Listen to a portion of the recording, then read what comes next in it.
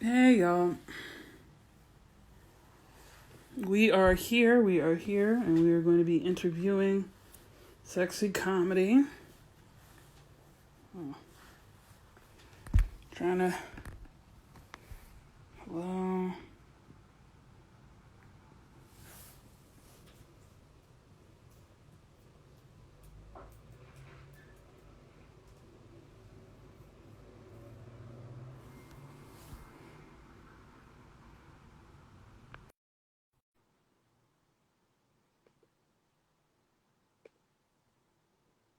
hello. Yes. Hey, how are you doing, Hey, Chris? I'm good. What's up? What's up? Thanks for having me. Can you hear me? I can. I You're can. Can welcome. you You're see me? welcome. I'm just. Hmm. No, I'm good. I'm trying to make sure everybody's all situated. Mm-hmm.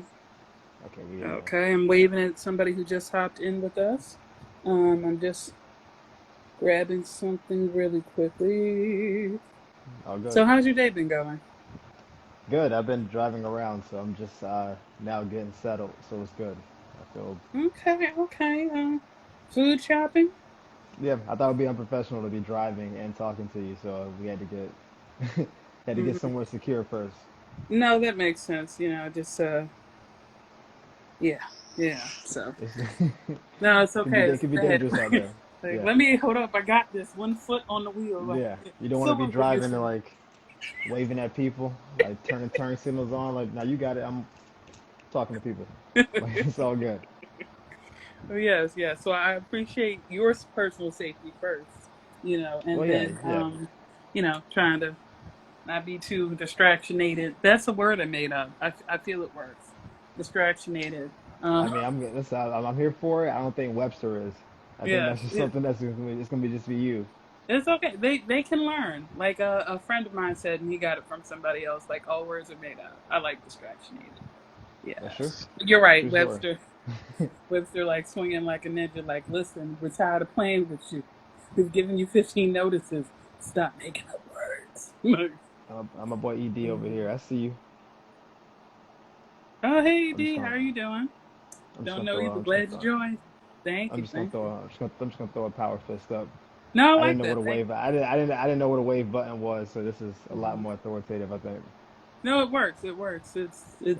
It does its job. It does its job. All right, Especially all right. nowadays. It happens. Yes, yeah, Yeah. yes, especially on that little fest. That will definitely something we discuss.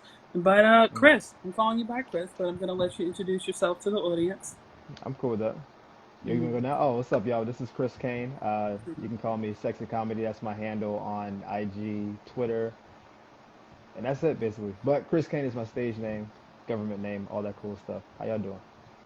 Okay, cool. Hello, everyone. Hello. Yeah. Um, okay, Chris. So, what do you feel is like? I met you at this really dope open mic. You were funny. Yeah, New Gave me York some Bagel. really, Yeah. yeah, gave me some really good advice. Um, so what are your art lanes? Tell the people. Listen, my art lanes are very singular. I'm a stand-up comedian. Hmm. That's what I'm best at. I am Okay. trying to incorporate other things. Like I Hmm. write some, but I haven't been published or paid for it, but it's something that I've done. I played music before back in the day. Played the trumpet Hmm. and the tuba. Not bragging Nice. about the tuba, but it was a thing. But Okay. currently, not bragging about the tuba, but currently Mhm. what I do is stand-up comedy. That's the main lane right now. Okay. Kind of want to talk more about that the tuba situation. That sounds exciting. You don't want to talk about the tuba situation. Nobody wants to talk about the tuba. Even people who play the tuba don't want to talk about the tuba. It Oh is my God! Like a I have giant respect. instrument. Yes, that is part of my respect. Like that it is that humongous, and people are good at it. And like I went to Yeah. an HBCU, so not only were you playing, you were Oh yeah, you getting about it. getting Yeah. getting jiggy You, with it. you do Hashtag you, grinders. you get jiggy with it too, but you the real MVP for that. Yeah, Like thank you. I feel it. Raise the roof from the same hometown, raising the roof, the non-existent roof. Uh, you about it. There's always a roof somewhere. Put it up. that is true. It's like it's Yeah. always 12 o'clock somewhere, particularly Hmm. during quarantine. But Big facts. yeah. All right. So you have one main lane that you described, and it's definitely in your name. When do you Mm, feel was like, and you said it's comedy, but, mm. or I should say, and when do you feel was like the first time that you met art? And when do you feel was the first time you met comedy enough to say, like, yo, this is for me. This is what I want to do?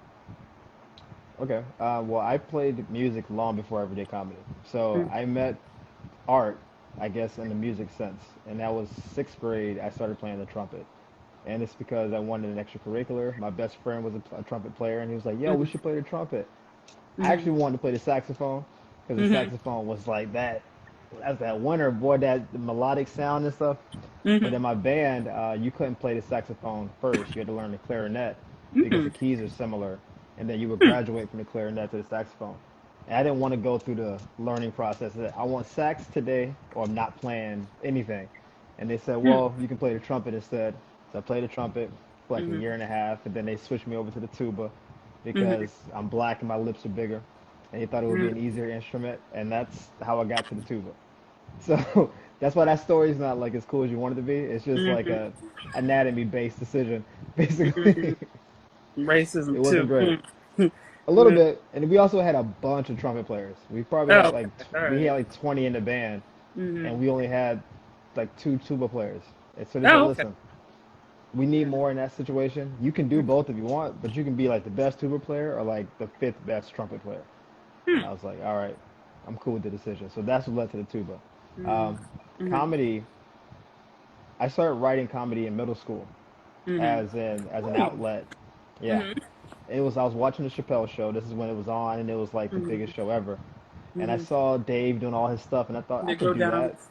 Yeah, I like the player haters ball. That's my favorite Chappelle sketch. Oh, Most diabolical haters. Yep. So I watched the Chappelle show, uh, and I said I can do that, or I want to do that. mm-hmm. And so I started making my own version of it. Mm-hmm.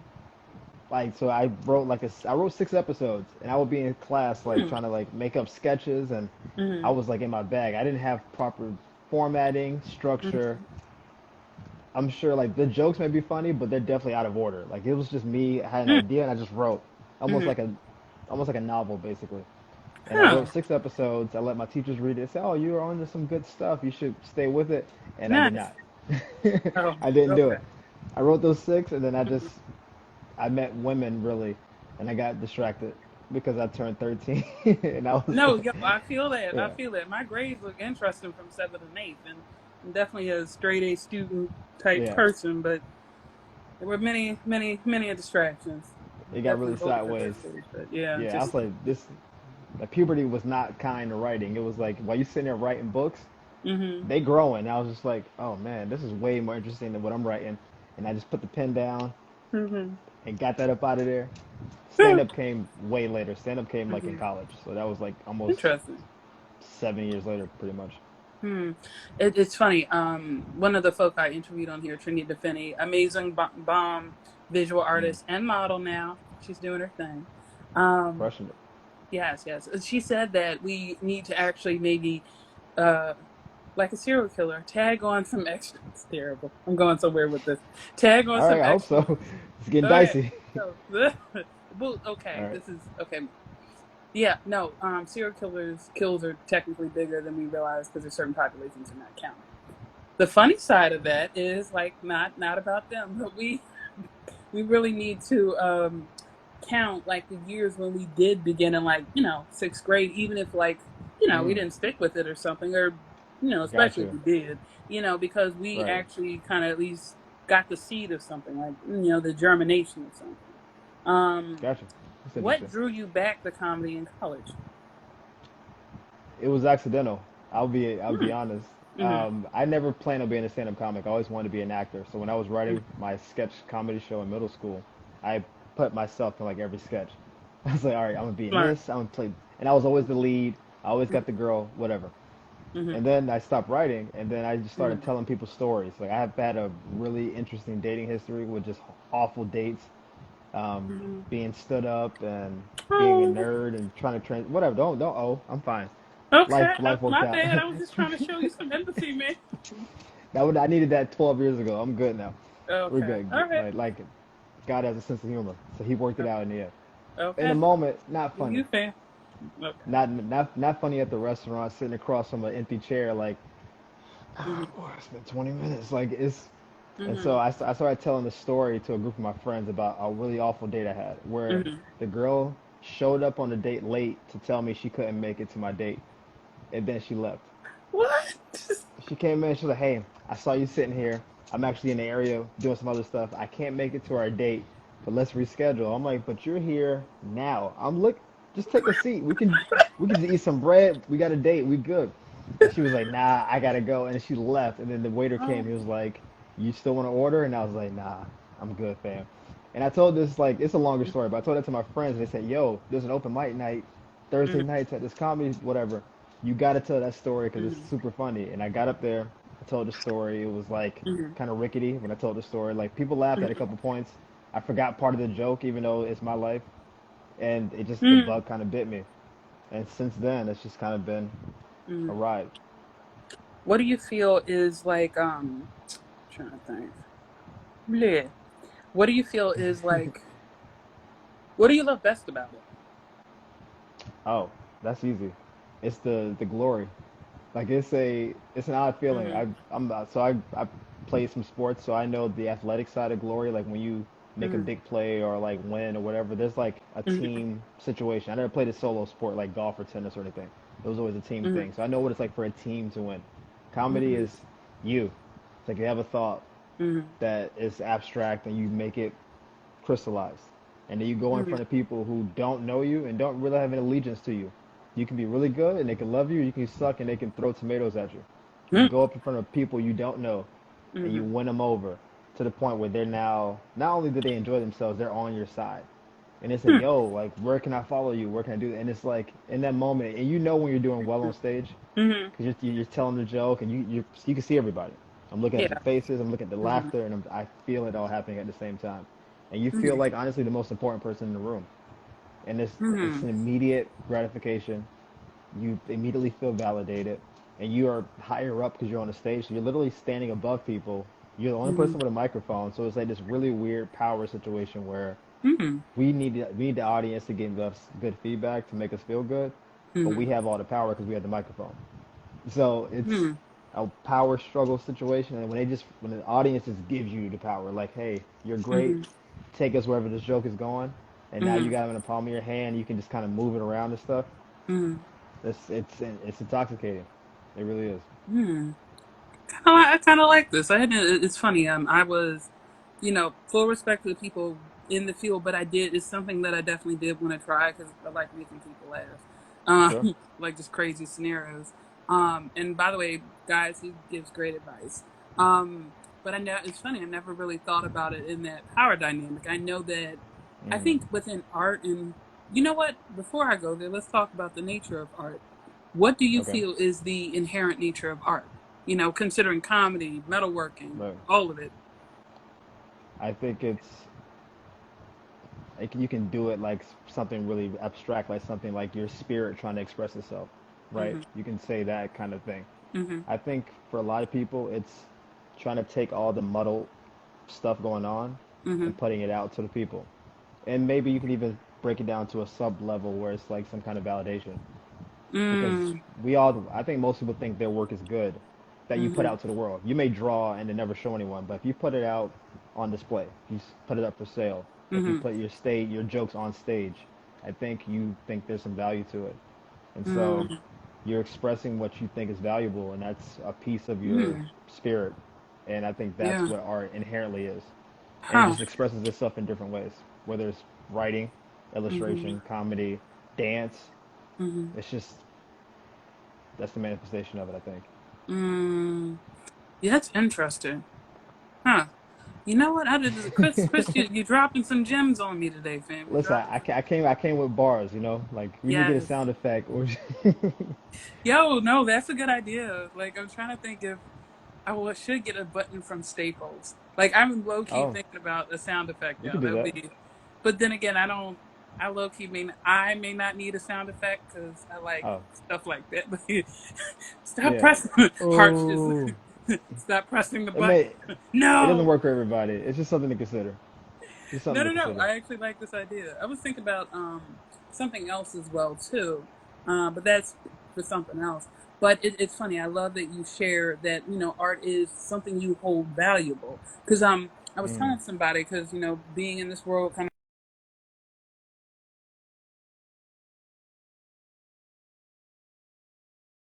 of like have met.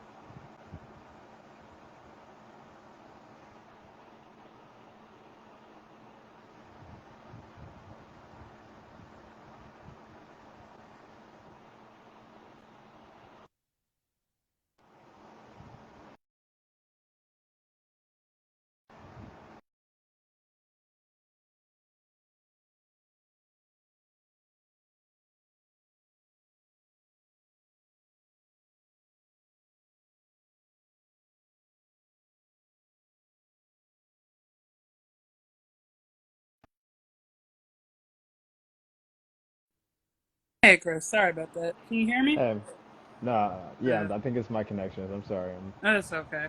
Um, what I was saying is that I never thought of art as a power dynamic, but it is. Mm. It very much is. Definitely, I can see that in how you mentioned, like, I have the mic, not I have the mic with a You capital control K. everything.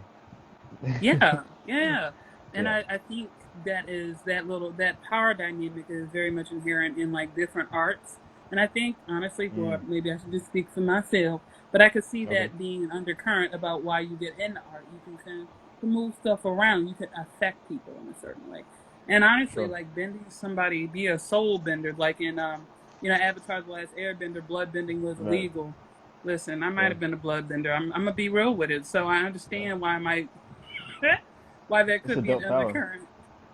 It is like I mean, like okay, like It's like a yeah, puppet you can people. kill people. Okay, you wait, no, no, yeah, I could see why that was a problem. But like, if someone's trying to kill you, I'm a blood bend all day. I'm a blood bend all day. You gonna dance I like a puppet. In fact, you gonna do the dances badly because I don't know how to do them entirely. you can You gonna Bobby Schmurner all day. That's gonna be you for the next 24 hours. Keep playing with me out in these streets. that's the, Uh, that's the way to win the battle. You just outdance your opponent. You yes, just yes, blood bend that and too. make them dance.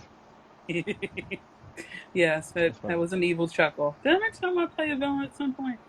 Um, but yeah, yeah. And it's funny we're talking about bloodbending and the power within like art. Do you feel Mm. based on what you're sharing and you're sharing something of value that the art Sure.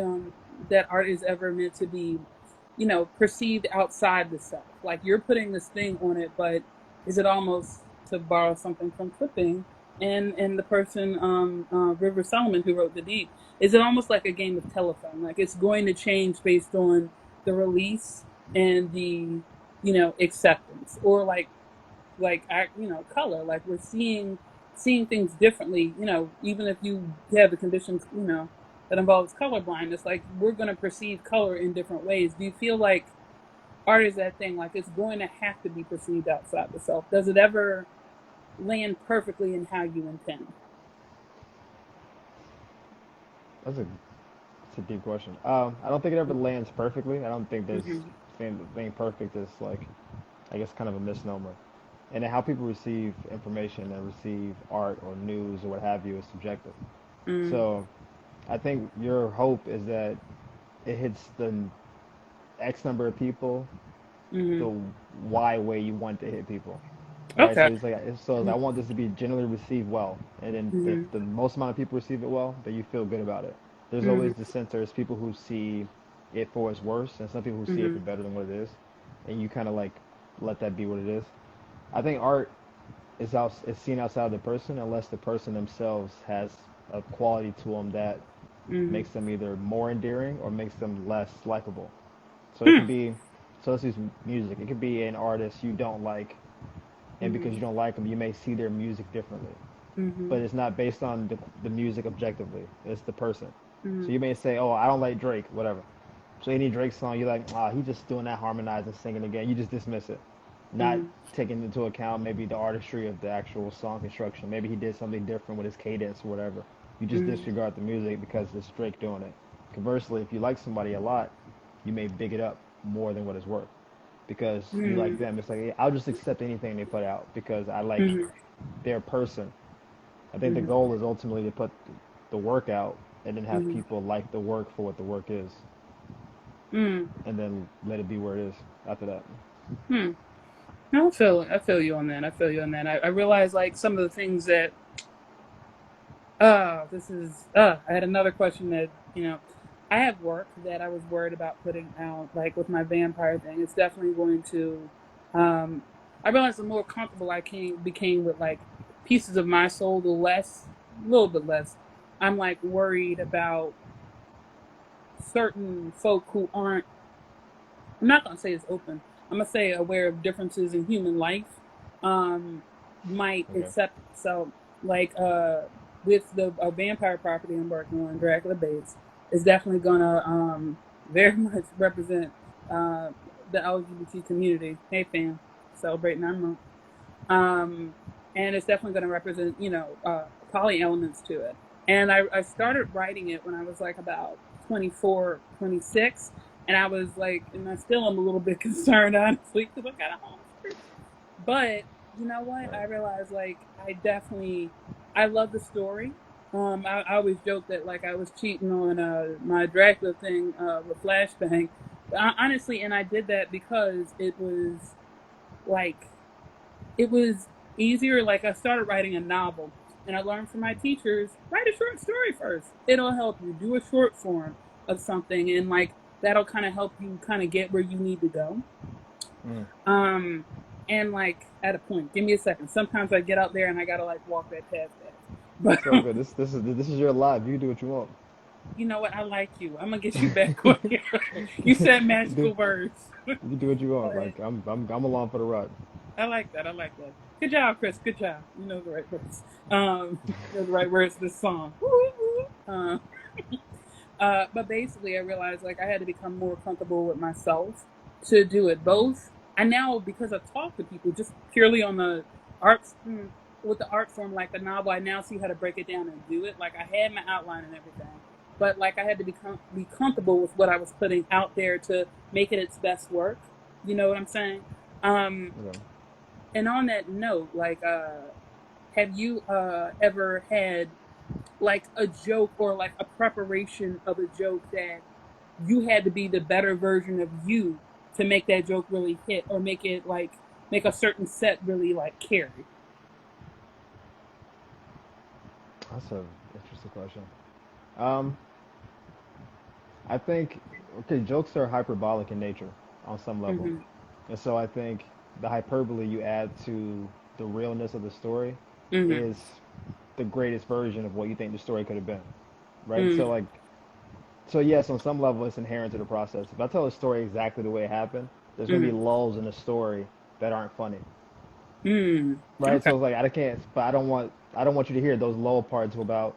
Then they brought us some edamame to the table. It was delicious. I dipped it in hummus. Like you don't care about that stuff, so I gotta omit that part from the story, and Mm-hmm. maybe like amplify it with like they brought us an appetizer that I was allergic to, and so that Mm-hmm. contributes to how bad the date was. And so now like Mm-hmm. I'm turning the date up a little bit. Say, oh man, first I got allergic to the food, then the bill came and it was too much.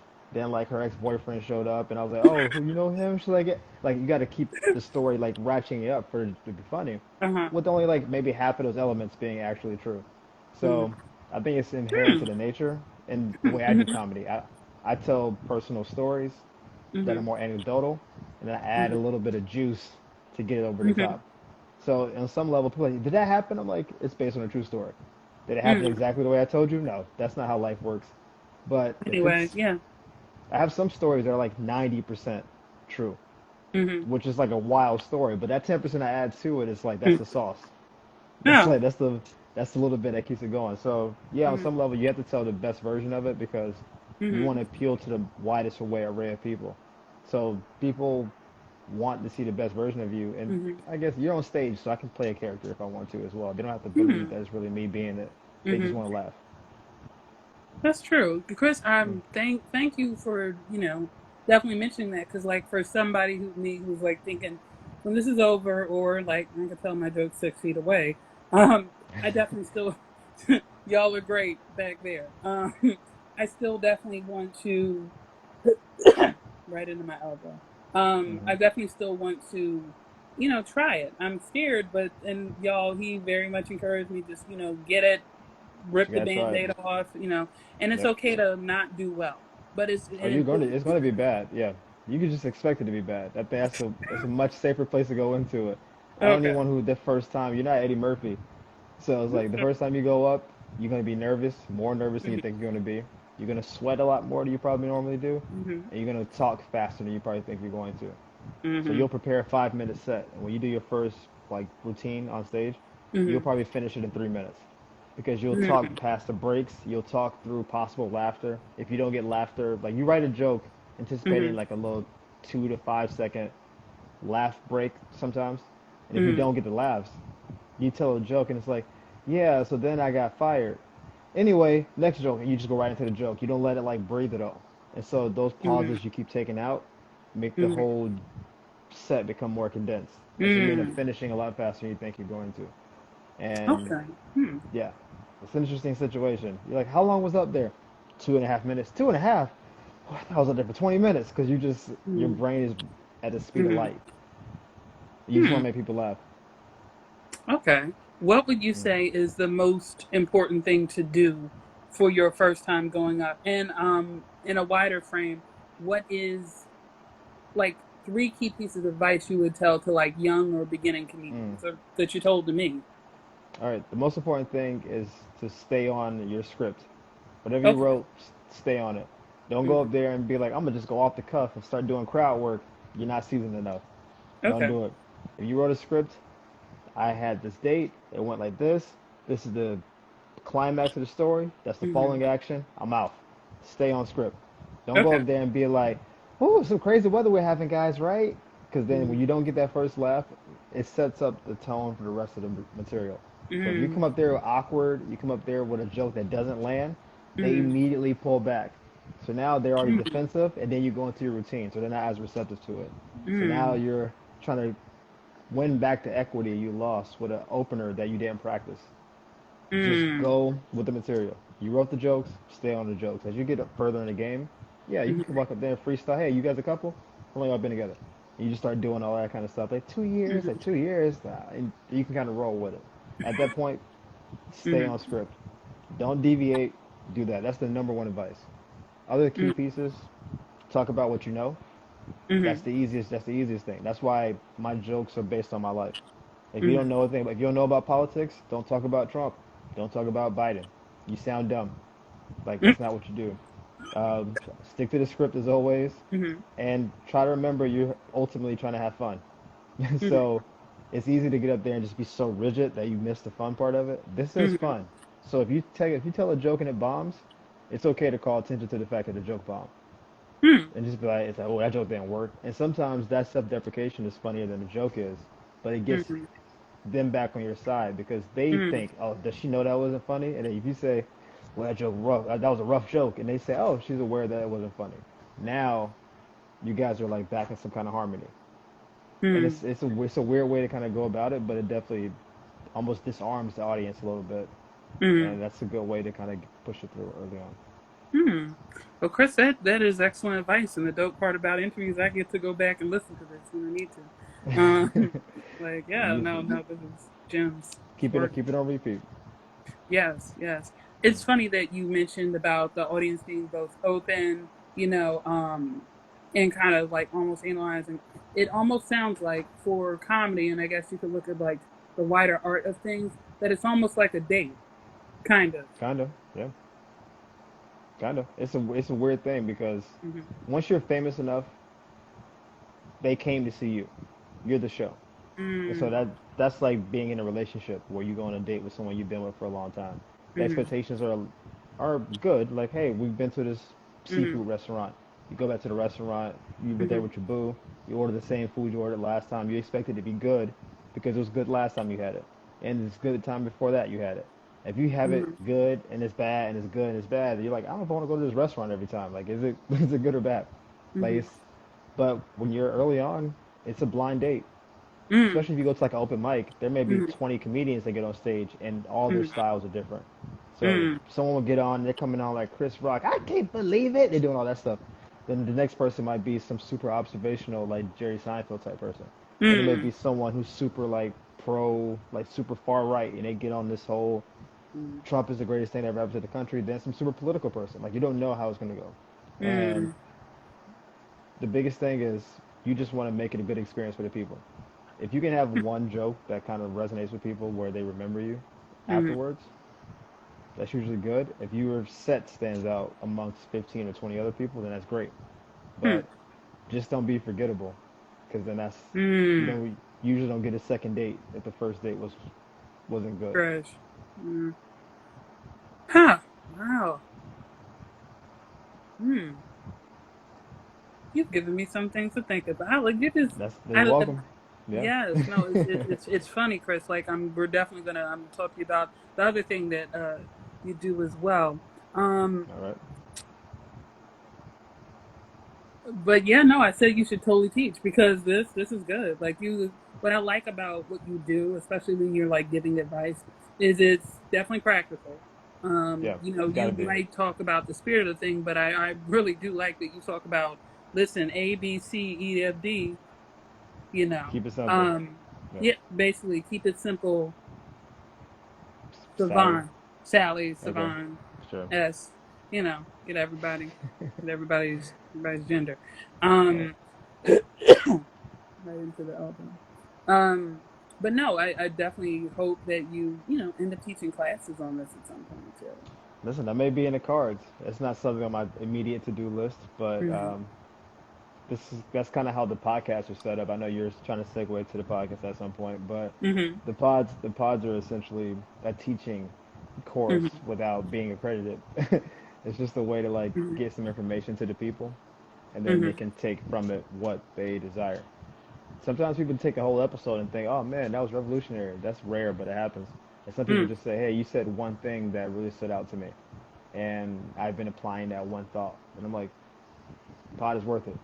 Like, 'cause I don't know who's gonna listen to it. I don't have like, there's no restrictions on it. It's not like an 18 to 65 thing. I guess a 10-year-old can listen to it theoretically, and some Mm-hmm. really old person can listen to it. I don't know, Mm-hmm. but I put it out there for the people. Some pods may be gender specific. Some may be, Mm-hmm. like once like, experience, but ultimately it's trying to help people. And if you want to be helped and you're open to it, then it's something good for you. If you want to Mm-hmm. laugh, it's something good for you. And if you want some combination of the two, it's great for you. Okay. Okay. So this Yeah. amazingly, funny podcast. What is its title? How did you get started with it? And where can people listen to it? So I actually have two podcasts, but Oh, I started okay. one after we talked the first time. So the one that Mm-hmm. you know about is called the Unofficial Therapy Podcast. Mm-hmm. It is on Spotify and Apple Podcasts, so it's on both Mm-hmm. apps simultaneously. We're on episode 87, and Mm-hmm. so yeah, we've been cooking for a little bit, and as the title Mm-hmm. suggests, it's unofficial therapy. So it's meant to help Mm-hmm. people, but I'm Okay. not a licensed therapist, so I can't like Mm-hmm. say this is going to work. But if you want Mm-hmm. to take it and it works for you, then cool, I won't be sued. Uh, Mm-hmm. because that's a big deal. I don't want to get sued. No, yeah, But no, it is. but there's real life advice on the pod. I interview Mm-hmm. a certain number of people, and they give me their Mm-hmm. perspective. We've been talking about recently race relations, but even before then, most of our Mm-hmm. stuff is about relationships because Mm-hmm. I think everything boils down to relationships. So Mm-hmm. that's if you can condense everything down to that singular thing that we all have in common, whether it's Mm-hmm. same sex, intersex, whatever, whatever, Mm-hmm. um, then it makes everybody feel like they're a part of the discussion. And so that's an easy way to kind of talk about it. Relationships, that's my bag. I like talking about it. I like having the debates with women. I like talking to guys about what's going down. And so we do that. Mm-hmm. The second podcast is called The Coolest Nerds You've Ever Met podcast. It's Mm-hmm. it's with myself and then my two of my friends, Everett, not Everett. Wow, I'm sorry. My friends Marvin and Raph, and Mm-hmm. it's an anime based podcast, completely different the Mhm. Unofficial Therapy Podcast, is also on Spotify in the podcast app, Mhm. and we talk about anime. We're doing a power scaling thing right now, but we Mhm. talked about Naruto, Bleach, Mhm. One Piece, whatever anime stuff you want to talk about. We're into Mhm. it. We Okay. have sound effects for that pod. It's awesome. We get to like play different songs and stuff. And Mhm. yes, anime based podcast, the coolest nerds you've ever met podcast. I see. I don't know who this is. I just said that, but I want to make sure they subscribe. We dropped a new episode today, talking about Oh, Naruto. awesome. Oh, that one of the people who got on is like she's part of Black Sci-Fi. She's like the host for it. She's this incredible writer, Afrofuturist, um, amazing model, dancer. Like does pole. She's just phenomenal. And then like somebody else who I know who got on who wrote this incredible. So you're a nerd, so I'm mentioning this. Wrote this incredible book on how you actually I'm put gonna put together this a in. graphic novel that I used in my workshop. Oh, cool. And then like he is like this insanely good, like just everything, and like you just he wrote about this specific. Well, he's just incredible, and also he did yeah, you just gotta like Mr. Simmons is just amazing. Like just his book was so incredibly helpful in how I like put together like kind of did the teaching my class about putting the characters together, the plot together. Um, so yeah, definitely check him out. He isn't cheap. He also ends up he's a writer, like this amazing writer who wrote this amazing book, and just like he's definitely been in definitely like the doing the comics for like a hot minute, like just yeah. And I'm definitely blessed enough to know him, so definitely check him out. And Look for actually, I new believe people.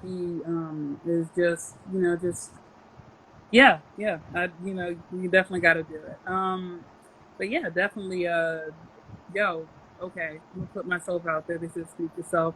Would love to come on your anime podcast. I kind of like got to get a little bit better at some stuff. I'm definitely on Yeah, the Sailor Moon tip. Start watching a little bit of Naruto because I'm doing my own you got animation. you But got to like get yeah, on no, it. Yeah. M Chai is somebody definitely like to check out. Yeah, yeah. Listen, But yeah, we never no, I'm had a like guest on super an anime excited. podcast. We never had a guest on an anime podcast, so we've talked about Mm-hmm. when we're gonna start because there's three of us on the pod every week, right? So it's like Uh-huh. it's already three voices, and we normally like during real life, not Corona times, we normally meet like at Mm-hmm. my house. We have like a back screen, and we just record it straight through. Now we're doing Zoom calls, so like it's cool. We can still do it at the same time, Okay. and we now Mm-hmm. have segments. Before we were just talking like anime. Mm-hmm. Now we're like, I have my segment, like he has a segment, and then we talk about the Mm-hmm. bigger segment, and Mm-hmm. we're just we don't know where it's gonna go. We just it's three black dudes talking about anime, which is like such a Yo. rarity, Uh-huh. and we're all in good shape. We all are personal trainers by day, and we watch anime Mm-hmm. at night. So like when we're talking at work about, yo, did you see that episode of Black Clover? And people are like, what are you Mm-hmm. guys talking about? And it's like, ah, it's just anime, and no Get one out of here, believes that we kid. You're not watch it. ready. Not ready. And so when we sit Yo. down and talk about it, it goes. Mhm. Yo, like, okay, so you didn't have guests, but what you just told me, what I heard, Chris, perceiving the art Mm, outside itself, is that you guys have a mm. nerd news show. That is so Basically, cool. Oh my God. basically, yeah. Listen, no, listen. Like, I definitely want to be on this, but like, M. Chai, she said she's not a model. Listen, Chris, one of the, one of the prettiest women, just saying, hashtag, I'm going to let her say her thing. I'm going to say the thing I say. All right, listen, you gotta get your shit up. So you gotta do what you gotta do. That's It's true. like, That's true. all right, Listen, I'm being real about it. But all no, right. do you guys cover nerdcore too? No, we're only in episode like 15, so we're still in the infancy of this. We've Okay. taken the Mhm. newest mod, so like the newest podcast that came out this not podcast, Mhm. animes were basically Demon Slayer was a big new one that came out. Fire Force Okay. was a big new one. So we Mhm. spend some time on the newer ones, and Mhm. then we touch on a few of our favorite characters. So like Goku is a big character, or like Mhm. Of you course. know Pain from Naruto, whatever. And then Mhm. we're figuring out as we go along. I think we're starting to get a little formula, but at first we're just like Nice. we're gonna talk. We're gonna just talk Mhm. about Dragon Ball Z for an hour Okay. and see where it goes. Now Mhm. we're more segments. We're Mhm. timing it out to about an hour every time now, so we have Mhm. a little bit more flow. But we're gonna keep this going because there's so many animes out there that we just sometimes as a group watch one. Mhm. Demon Slayer is the truth. Mm-hmm. Tanjiro's that man. I think Marvin likes Zenitsu, Mm-hmm. and Raph likes who's his favorite character? Well, he likes Giyu too, because Giyu is that man. But Mm-hmm. it's the animation's tremendous. Yeah, Okay. it's a really fun time. Sounds exciting. Do any of you cosplay? Raph does, and I think he's going to. Well, he was going to this year. I think Mm-hmm. uh, whatever, not Comic Con, whatever one he was going to go to got shut down because of COVID Mm-hmm. or whatever. Yeah. Um, Marvin and I don't, but I think Marvin would if you just like elbowed him, like, come on. And he'd be like, all right, cool. I never Okay. have, but I definitely, it's not Mm-hmm. something I'm opposed to. I just don't have a character in mind that I think I would Good. naturally like gravitate towards. I'll keep that in mind, Chris, because I Uh-oh. because of Open definitely up a the box. huh? Open up a box right now. Okay. You said I'm sorry, I didn't hear you, even though Say we're on. I opened up a box. Like I said that. You said, Yes, well, if you're in the yes, market for some, it's like, oh, okay. yes, yes. No, it's kind of perfect because I was before, like, COVID was happening, but you had the no rush challenges. Right now, Mm, we have really the revolution popping. So although I'm about to do something kind of fun that kind of goes along, I've definitely been participating. Haven't gone out to the marches yet, but there's a one coming up that I think I can. I've kind of been like a little injured too, so that's not been great. true. Because like, Yes. we're back. Chill out. Yeah, yeah. Back when I was in Philly, I wasn't like at every single one, but I did some. I'm really learning the art of what that looks like and playing the different roles. Kind Mm, of rolling into that. How do you feel like comedy is playing a role within this, this new part of the very extensive Black Revolution that like definitely looks different because it's hit like a worldwide world support for Black yep. Lives Matter, which like before you heard like people in the ear about something that they shouldn't have been. But how do you feel comedy may play its role? How do you feel as a Black artist? I saw your awesome Black man thing you put up, liked it. It was good. I Mm, shared it. How do you appreciate feel it. that role is played, or how do you feel it plays a role in this part of the revolution? Well, comedy is in a weird space where it was proliferating as much as it ever has. I think the amount of Mm-hmm. comedy being dropped, being delivered, being Mm-hmm. received was at its highest level. And comedy is also like the last bastion that we have to really have, I think, real discourse. Because you can take a topic that's kind of like a topic, and if you can make it funny or put your spin Mm-hmm. on it, then people can kind of go with it. Because Mm-hmm. I can just say, oh yeah, I don't believe in gender equality as a statement, and you will get attacked by all sides. But if you put it in the context of, I don't believe that because, the way my girlfriend and I argue, and you kind of explain the whole storyline, then people Mm-hmm. can see your point in the story. They may not agree with you ultimately, but it doesn't seem misogynistic if it's contextualized. We miss context in social media. If you make a little post, it's what 20 characters, and you say, "I think this is dumb," and it's like, "You think it's dumb? You're insensitive," and then it's a whole list of people coming at you. On Mm-hmm. stage, you can say something. You can even go. You can backdoor a dicey topic and arrive at a place where people are like, I never thought of the topic that way. And I Mm-hmm. think that's creative at least, and it's making me think about a topic I had one Mm-hmm. baseline way of thinking about it. So, Mm-hmm. as that pertains to the blackness in our experience now, Mm-hmm. I think we have an obligation to be honest about our experiences, right? Like, just Mm-hmm. because we're of the same pigmentation doesn't mean our experiences are the same. I'm a black dude from the South, so like my Mm-hmm. experiences are different. Yeah, so my experiences are different than some black dude from probably Venice, even if we Mm-hmm. look the same. They may Yeah. not see the world the same way I do. So they would get on stage and be like, I actually don't mind cops at all. I think everything's cool. And I can tell them about my individual experiences, but Mm-hmm. there's nuance and all that. And we're not a monolith Mm-hmm. as a people. But Yeah. I think it's important to get out and put your voice out, be honest to people, and try to make it funny where you can make it funny, but also try to Mm-hmm. educate where you can educate. Because some people Mm-hmm. literally don't know. And so it's Mm-hmm. not that people are always racist or prejudiced. It's some people just don't know. And then when you're on stage, you have a mic and they're Mm-hmm. sitting and looking at you. That's a chance to actually give some information out. And Mm-hmm. maybe they can leave the show, maybe not laughing, but maybe more educated about a topic than they were previously. So Mm-hmm. I think that's a useful way to kind of use the platform. I could definitely see it. And that kind of scoops a little bit into the power dynamic that you were Sure. talking about earlier a little bit. Hmm. Chris, you know what? You make life funnier, but you drop the. You're right. You drop the gems along the way. It's funny we talk I'm trying. about. Yes. Mm, I definitely have to listen. Chris, do me a favor. mm. While I'm gonna move on to another question, but put your podcast, both of them, in the chat space. That way, like Okay. people can see it. I I put the definitely coolest nerds, but I'll put the unofficial therapy podcast in now too. thank you. Yeah, I'm totally gonna talk to you about cosplay. What I was saying before is that I was planning on doing a no rush challenge. I had to like learn how to do it, and I've watched videos, and I need to get other editing equipment because like I I won't say it's trash, but like I tried to like put something together for somebody else. Like I participated in theirs under like creatorship. Like because I have my hold on, I'm gonna do it. I'm gonna reach for it. It's great. Okay. Bam. I think have I shown you these things before, or not my little, my books before? Yes. That Okay, was our cool. main discussion. Yeah. Thank you. Oh yeah, forgot. It's Cool, all cool. good. So like I want to do that. I'm kind of letting the revolution do what it needs to do. I'm actually release a revolutionary playlist because like you ain't gonna lose, you about to lose your job is one Yep. of the things that will definitely be on there. It's funny. I was gonna tell you about my dudes who are in Heroes for Hire, which is nerdcore. And they're like, nerdcore is hip hop is very much a black and brown, art. Yeah. Um, and the stems from like the cultures or the culture. Um, and like they definitely have some really dope songs like that, Life We Live, and they also have like, Teddy Ninja. So I'm gonna put this thing together. But I was planning on doing a no rush thing as well. I'm gonna wait just a little bit. Um, Yeah. but yeah, no, I was thinking of you being in it, so no pressure. That sounds like a lot of pressure. You put me on the spot live. I feel like that's as much pressure as you get. You might as well Y'all look for him. play. You heard what he said. I'm just kidding. I'm just kidding. If you want to. I'm like, you know what? I just realized that weekend on my schedule is full. I You didn't never even tell said me a what date we. yet. It don't matter. I just filled it up. When next weekend is full. Sorry.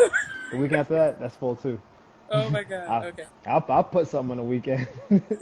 Like no. I What's gotta do on? my taxes again. Taxes again. Third time this Oh, year, I gotta do my taxes. I'll fill IRS the is. weekend up, no problems. Well, Rashia, just put a big old. What's on your weekend? No, that's what's on my weekend. It's no, like a lot no. Just be like this, Or, or the shutting it down. IRS is like, we keep getting stuff from this man. We gave him all the stuff we could. Why does he keep bothering us? Doing Why is weekly he? tax returns, keep them honest. Week 46, new taxes, just to keep y'all updated, let y'all know I'm out here getting money. That's it. Oh my God! Yes, yes. Okay. I'm sorry. Next time I will try to ask you off air if you're interested. There we go. It's all good. Like this, you gotta put the pressure on sometimes. It's not gonna work out for you this time, but it might work out next time. You put Okay. that pressure on. Sometimes people crack, and you may get the yes you wanted. Yeah. No, no, no, no. You know what? Yeah, I Yeah. can see how I could have done this differently, but it's cool. I'll be Hmm. I'll be back. I'll be back. But yeah, yeah. Working on my demon voice for animation. Like I was just Oh, playing one character, but I've always wanted to use that voice. God gave me that voice for a reason. Uh, keep um, working on it. Yeah. yes, yes. So, we definitely talked about how the nature of comedy is like participating in this revolution or just in general. Comedy comes from, like you said, just being very human with a little sprinkle of something. Thank you for letting me know that. I don't have to have entire truths. No, Um, you can straight out lie. You can tell 100% lie if you want. It just does. It's harder to remember a straight lie than a yeah, partial one. So the best lie includes yeah, a lot of truth. Yeah. yeah. But you can Um, go up there and make up a. You can tell literally your best friend's story as you can just co-opt it as your own, and nobody mm, will know it's not your story. So mm, I don't like to do that because I want to like when it's mm, your story, you feel it, and then people can see the emotion of you telling the story mm, about being stood up or like mm, getting the bill or something your parents did, and you're telling the real story. People can feel real. So if you mm, tell a fraudulent story, you may have to work on the delivery of a fake story, but it's mm. easier to just tell a real story. In telling these real stories, do you find that as a comedian that you do laugh at yourself a lot? Because like, I better. I better laugh. It's depressing time if you don't. that's I true. don't. I usually don't laugh while I'm performing unless it's Hmm. like something really ridiculous, and I Hmm. may even on the fly take the joke a slightly different direction because my brain is like trying to like Hmm. weave this tapestry on the fly. Even though I kind of have a quilt made, it's like let me just put this little extra piece over here. And my brain may do Mhm. that, and I may find it funny in a moment. But I'm at the point now where if I'm in a bad experience, I'm already trying to find the jokes in it. Like Mm. during the experience, if I'm in the middle of a bad phone call and things have Mhm. gone awry, instead of being like, man, I should reconcile this phone call, part of me is thinking, let's make this as bad as possible, just to make a Mm. good 3 minutes on stage. Like, Mm. like I'm kind of hoping this goes sideways. So you have to laugh at yourself because Mhm. that usually means that you're more comfortable with whatever it is you're talking about. If you can't talk about something or you can't Mhm. go to that place and you can't laugh at it, then it may still be too raw to do comedy on it. I think Mm. that's a weird space to be in. So Mhm. try to laugh at yourself. Now that makes sense. Give me 1 second, Chris. I just need to do something. Enjoy. So quit. Oh shoot. Ah. Long story short, not a story I'm going to tell. Okay. Mm. Okay, we won't worry about that. So, yeah, funny thing. Just yeah. So, all right, I'm not gonna worry about it.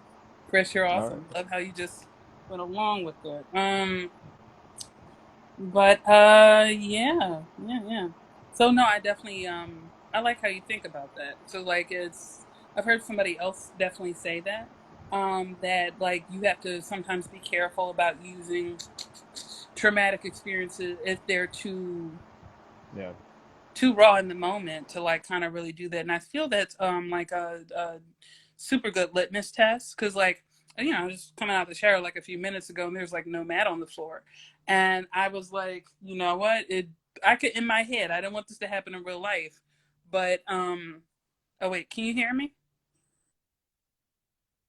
Oh, Chris, can you hear me? Okay, cool. Like I was just coming out and like I Exactly. imagined like a slip and fall, and in my head it was hilarious. I didn't really want that to happen to me, but but yeah, no, it was totally funny. Like yeah, no, it was hilarious. Glad it didn't happen. I'm here and I'm whole and heck. Right. But but yeah. So definitely the nature of being human is to be able to find like you know light in like a bad situation. Do you Yep. feel that in taking looking at the nature of comedy, do you feel that the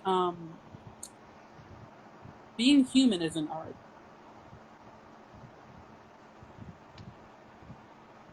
I think. Well, I think some people are art. I guess. I think the Mm-hmm. navigating of being a human, like in society, there may be an artistic flair to it, Mm-hmm. right? Like so, like because every day is so different, and how we see each moment is so subjective, and Mm-hmm. it's an interesting. Um, and you can't find the podcast. What? I will Mm-hmm. find. I will get a link. I'm so disappointed. Mm-hmm. um, so yeah, I think there was something to it because everyone experiences life differently. Like we all see the same sun. Let's say we're in the same city. We all see the same sun. We all see the same horizons, whatever. Mm-hmm. And based on our experiences, we may interpret it differently. And that's kind of the nature of art, to interpret it through Mm-hmm. your own context and your own lens, I guess. So yeah, I think it is. That's such a. It's not a weird question. It's just a question that's hard to like, I guess, Mm-hmm. like pin down. Mm-hmm. I hope I answered it, but I don't know if I did for sure. That's Um, okay. Now it's like how it's kind of going back to what you said before that the nature of human or human art being human is to see things differently, or yes. to better yet perceive things differently. Like everybody's going to experience the sunset differently. Whether you're like really just taking in the warmth, maybe you're not seeing it. Maybe like just you're kind of just hearing the changes that happen around it. But everybody's Right. going to kind of get a different thing from it. We're kind of slowly going down to the bleh, the end of this. As an artist, do you feel that you are immortal? I think the art is immortal. I don't know if the Mm, artist always is. Um, mm. sorry, I'm writing this as It's I'm okay. talking No, to you. it works. It's okay. I disappeared the Yeah, heck off camera for a minute. I know there were yeah. questions. I think I think I Because think I think I think the art is immortal. I think the artist can be, depending on mm-hmm, maybe the breadth of their career, maybe how they put themselves out. There's some people who write under aliases, and so you don't even know who the people are for real. So I guess that mm-hmm, artist can't be immortal because they didn't want to be known. But mm, if the art is good enough, then it'll inspire other people, mm, and then they'll continue the art in some derivative fashion going mm, forward, and so it keeps passing along through generations.